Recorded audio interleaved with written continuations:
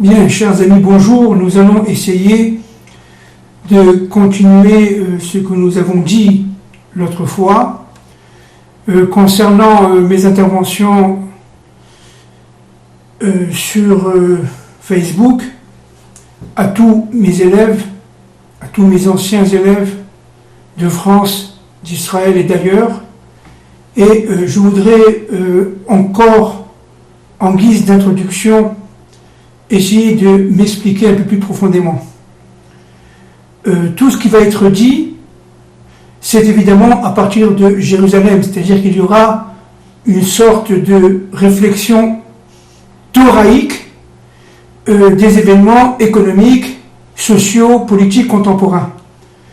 Le but est d'essayer de donner une ouverture, disons, complémentaire, donc nouvelle, sur tout ce qui est dit et tout ce qui est, disons, pensé, mais cette fois-ci, nous allons essayer de le faire à la lumière de nos sages, à la lumière de nos grands penseurs, de nos prophètes, c'est-à-dire à la lumière d'une pensée qui leur a été insufflée et qui nous est, chez nous, aujourd'hui, profondément ancrée, et qui nous permettra de comprendre aussi possible, d'une manière aussi simplement que possible, mais toujours en rentrant dans, disons, un certain nombre de secrets, autant que faire se peut, évidemment.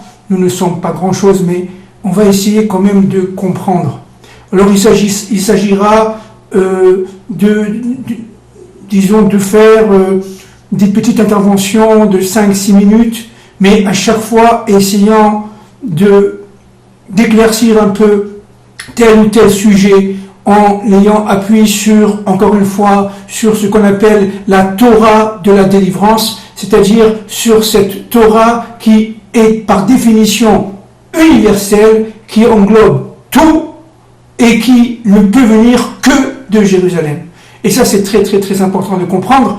C'est une Torah qui ne vient que de Jérusalem, c'est-à-dire que c'est une ville où l'union de toutes les diversités peut se faire, et donc nous allons lentement, par graduation, et ensemble, en prière évidemment, mais tout à fait conscient de notre responsabilité, nous allons essayer ensemble de, disons, nous guider vers des sommets qui sont des sommets absolument nouveaux et j'espère pour nous, Bezrat Hashem, si Dieu veut, autant que possible, libérateurs.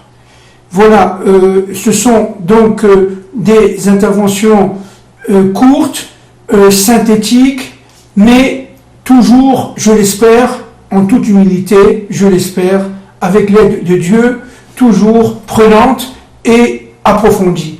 Il s'agira de rentrer autant que faire se peut dans ce qu'on appelle le Sod, c'est-à-dire la Torah des secrets, encore une fois, humblement, de notre, disons, selon notre niveau, et je n'ai aucune arrière-pensée, je n'ai aucune volonté de contredire nos rabbinim, et ce qui m'intéresse surtout, c'est d'essayer de nous guider, de se guider, de vous guider vers, disons, une vérité qui est une vérité de Jérusalem.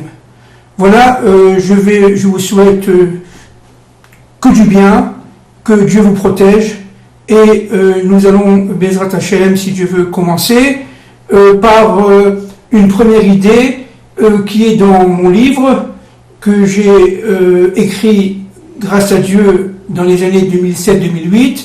J'en ai parlé la première fois. Il s'agit d'un livre sur la mondialisation, certes économique, mais pas seulement économique. Et le retour, la recomposition, disons plutôt, c'est plus juste, la recomposition de cet être premier qu'on appelle en hébreu Adam Arishon et que nous pouvons appeler, si vous voulez, avec des pointillés, en faisant extrêmement attention, l'être universel. Voilà, merci beaucoup.